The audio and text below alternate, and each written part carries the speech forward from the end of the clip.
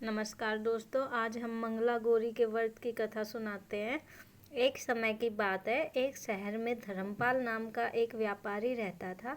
उसकी पत्नी काफ़ी खूबसूरत थी और उसके पास काफ़ी संपत्ति थी, लेकिन उनके कोई संतान नहीं होने के कारण वे काफ़ी दुखी रहा करते थे।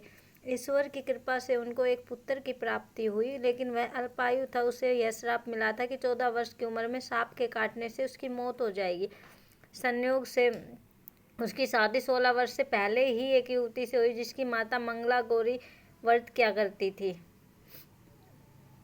परिणाम स्वरूप उसने अपनी पुत्री के लिए एक ऐसे सुखी जीवन का आशीर्वाद प्राप्त किया था, जिसके कारण वह कभी विधवा नहीं हो सकती थी।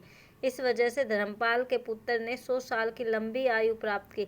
इस कारण से सभी नवविवाहित महिला इस पूजा को करती है तथा गौरी व्रत का पालन करती है तथा अपने लिए एक लंबी, सुखी तथा स्थायी वैवाहिक जीवन की कामना करती है। जो महिला उपवास का पालन नहीं कर सकती, वे भी कम से कम इस पूजा को तो करती ही हैं।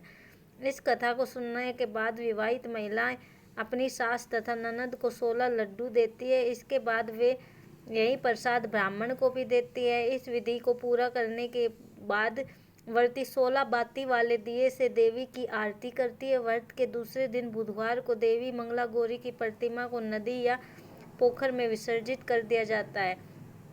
अंत में मां गौरी के सामने हाथ जोड़कर अपने समस्त अपराधों के लिए, पूजा में हुई भूल चूक के लिए क्षमा मांगे। इस व्रत और पूजा को परिवार की खुशी के लिए लगातार 5 वर्षों तक किया जाता है। अतः शास्त्रों के अनुसार यह मंगला गौरी व्रत नियमानुसार करने से प्रत्येक मनुष्य के वैवाहिक सुख में बढ़ोतरी होकर पुत्र पौत्र आदि भी अपना जीवन सुखपूर्वक गुजारते हैं। ऐसी व्रत की महिमा है। माँ मंगला गौरी की पूजा विधि क्या है? श्रावण मास के मंगलवार के दिन ब्रह्म मुहूर्त में जल्दी उठे, नित्य कर्मों से निवृत्त होकर साफ सुथरे धुले हुए अथवा नए वस्त्र धारण कर व्रत करे। माँ मंगला गौरी का एक चित्र अथवा प्रतिमा ले, फिर निमन मंत्र के साथ व्रत करने का संकल्प ले। मम पुत्रा पौत्रा सौभाग्यम वर्धे श्री मंगला गौरी प्रीत्यर्थ पंचवर्ष पर्यंतम मंगला गौरी व्रत महम करिष्ये। अर्थात मैं अपने पति, पुत्र, पौत्रों, उनकी सौभाग्यवती एवं मंगला गौरी की कृपा प्राप्ति के लिए इस व्रत को करने का संकल्प लेती हूँ। तत्पश्चात मंगला गौरी के चित्र या प्रतिमा को एक चौकी पर सफेद फिर लाल वस्त्र बिछाकर स्थापित किया जाता है। प्रतिमा के सामने यानी फोटो के सामने एक घी का दीपक जलाए। दीपक ऐसा हो जिसमें 16 बत्तियां लगाई जा सके। फिर कुमकुम मांगुरु लिप्तांगा सर्वाभरण भूषिताम नीलकंठ प्रियाम गौरीम वदेम मंगला हव्याम, यह मंत्र बोलते हुए माता मंगला गौरी का षोडशोपचार पूजन करें। माता के पूजन के पश्चात उनको सभी वस्तुएं 16 की संख्या में होनी चाहिए।